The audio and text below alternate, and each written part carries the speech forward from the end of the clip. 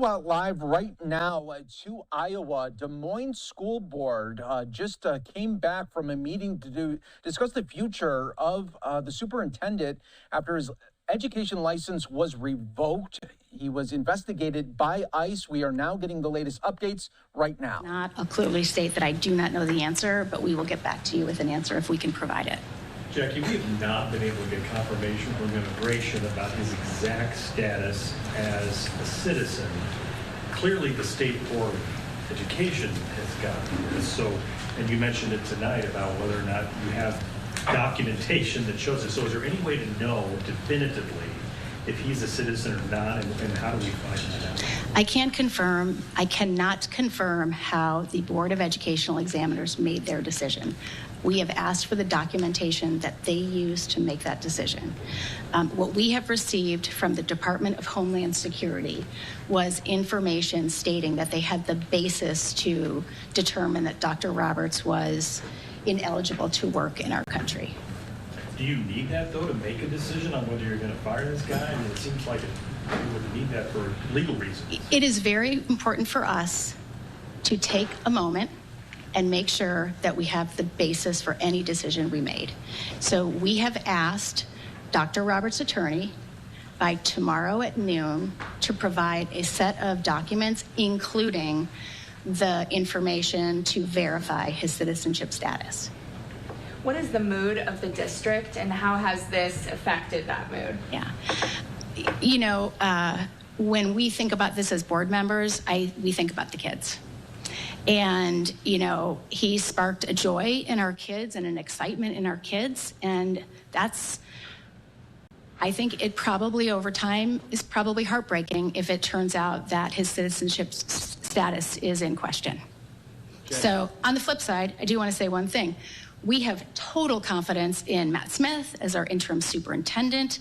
He is leading with such grace, and he is leading his principals, and they are supporting the teachers and students and staff. And so two things can be true. You can feel disappointed and process that. And at the same time, the staff also has to move forward to make sure the conditions for learning for our students are there. Jackie, you called for radical empathy. Are you still calling for radical empathy, and is the board taking any responsibility for his hiring? Yeah, you know, I appreciate the question. So the board operates in good faith in partnership with the search firm that we used. And so a search firm is hired, very typical in a process. The board contracts with a search firm, and the search firm is given a set of parameters for what we're looking for in a superintendent. They go out and they provide a list of candidates to us. We go through the interview process, and then they in turn work with a third party to do all of the vetting, and I think the vetting includes criminal background check and other checks, and then they come back with a recommendation for us. And so we are operating on the information that was given to us, and there was nothing in the information that was given to us to allude to any question about his citizenship. How do you react to what happened on Friday? I mean, he fled the scene, he had a gun, he had a knife. This ended so strangely. How have you dealt with that, and how unusual has that been for the board in this district? I mean, I think it's jarring, right? It is, I mean, we all found out with everybody else from the news. And so I think for us, our responsibility is to do what is right and in the best interest of the district, and to provide the continuity that we needed to.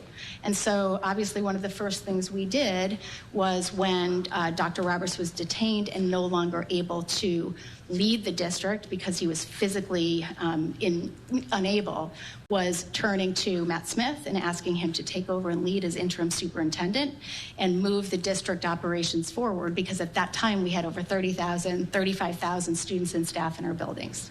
You talk about the kids a lot, and I know it sounds kind of simple, but it sounds like he was a big part of so many kids' lives. How do you explain this to a child, what's happening right now?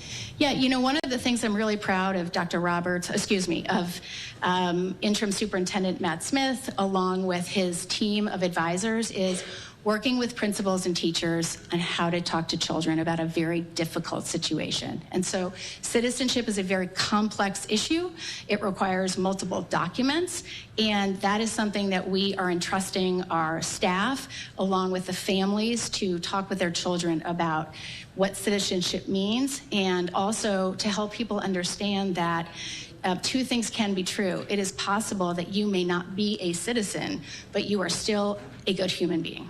What would the Iowa Board of Examiners, educational examiners, have been reviewing? Would it have been the same materials that you did, the Social Security card and the driver's license? I don't know what basis they use. I do know that in addition to the things that we've talked about, they also do a fingerprinting check as well. They found the weapons inside of a district vehicle. Can you talk to me if that is grounds for termination and why he may have had that vehicle that day? Yeah, we were completely shocked about the guns. And our board policy states that guns are not allowed on district property at district sanctioned events. And so we were as shocked as everybody else was to learn of that. But is that grounds for termination if you find an employee with a weapon in a district vehicle? Is that itself grounds for termination? Yes. We've heard a lot of speculation about Dr. Roberts' background and everything. I'm just wondering, what have you been able to find out about his academic background as far as like the various degrees that he has spoken about and has shown up in, various bios? I think everybody's piecing together a story of Dr. Roberts' background. What we are doing is waiting to hear back from Dr. Roberts' attorney, who is at Parish Crichton-Neer, who has been asked to provide us a comprehensive immigration and education history so that we can have a comprehensive picture. You have immigrant students, you have refugee students, you have undocumented students. How are you making sure that they feel safe at school? Yeah. The most important thing we can do as leaders, as a community, is to put as much love and compassion for these students as possible. These are young children trying to process a very difficult subject. And so I think both at the academic level, making sure that teachers and staff feel comfortable having conversations with students. We've sent out notifications and information to families to help them think about ways to talk to their students. And I think we've also made it clear as a board that we do not want hateful rhetoric directed at our staff, directed at our students, directed at the board, because it is not helpful. As you look back at the hiring process these last few days, has there been anything you found, mistakes that were made, things that you wish you would have done differently, looking at it in light of this new information? Yeah, in hindsight, I think there is nothing we would have done differently because we followed the process. I think and quite honestly, this is the process that many employers use all across the country. And so I think the one thing we will do after this is a kind of an after-action review to identify ways that we might strengthen or even enhance the process. So I think two things can be true. We followed the process, which is the same process as other employers, and yet we will look for ways to strengthen the process given what's happened. Building on a question. I'm going to go over here. Community members have told me that they are still shocked and just processing this, a couple days after. We've talked about the children, but just the people in the community, maybe even people that don't have students here, what would you say to them? Yeah. Look, this is an individual who brought a lot of enthusiasm and vibrancy to our community and sparked energy around public education. And we also can continue to have that conversation. Public education is a critical element of our country. And we're going to keep having that conversation. And I know that the people that are grappling with this, I also know that in the spirit of where we are right now, what they want is the best for our students, which is a high quality public education. This is looking ahead to November, so a little bit, but you have the bond referendum that's on the ballot, $265 million. Dr. Roberts was a spearhead for that. So I guess, what is messaging turned to now? I've seen some comments on social media discussing that, people saying, hey, vote it down. I guess I'm just curious your thoughts. Yeah. You know, what most people forget is that the Reimagining Education actually was catalyzed by a very big, broad board vision to reimagine the way our students learn and think. And it was actually put together comprehensively by a lot of staff, including our interim superintendent, Matt Smith. And so, you know, and it was informed by our community, by our parents, by our students. And so all of those same things exist. So our job is to take this big vision and ask our community to invest in our kids. And by all indications, we are moving forward, and we have community support to do that. Is there any message you would have to parents who might have some concern about the hiring process within the district? We should feel very confident about our hiring process. We background check every employee. We have verified documentation. It is something we do on a regular basis. And so I think I can speak with confidence that we have gone through every employee, we've taken through a process. And no changes now since this happened? I can't speak to that yet. I think there may be changes. I don't know what they might be. But again, the process that we have followed is the correct process. Super quick, are you reaching out to any other school districts or any other education institutes to kind of cross notes? Because I know this is a very confusing situation. Yeah, I think when we do after action review, we're going to talk through best practices and how other school districts handle things. We're just not at that point right now. For those struggling, Yeah.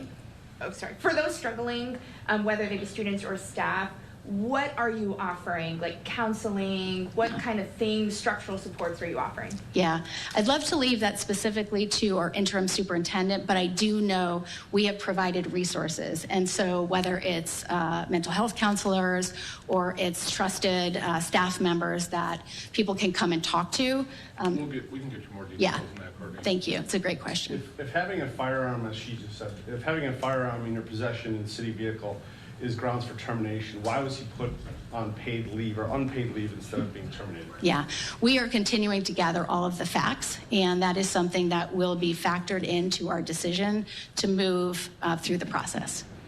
Question. Yeah. Any idea if the Social Security number that Dr. Roberts likely provided at the time of his application, have you been able to confirm that that is connected to him? We don't know. We're seeking information from Dr. Roberts and his attorney.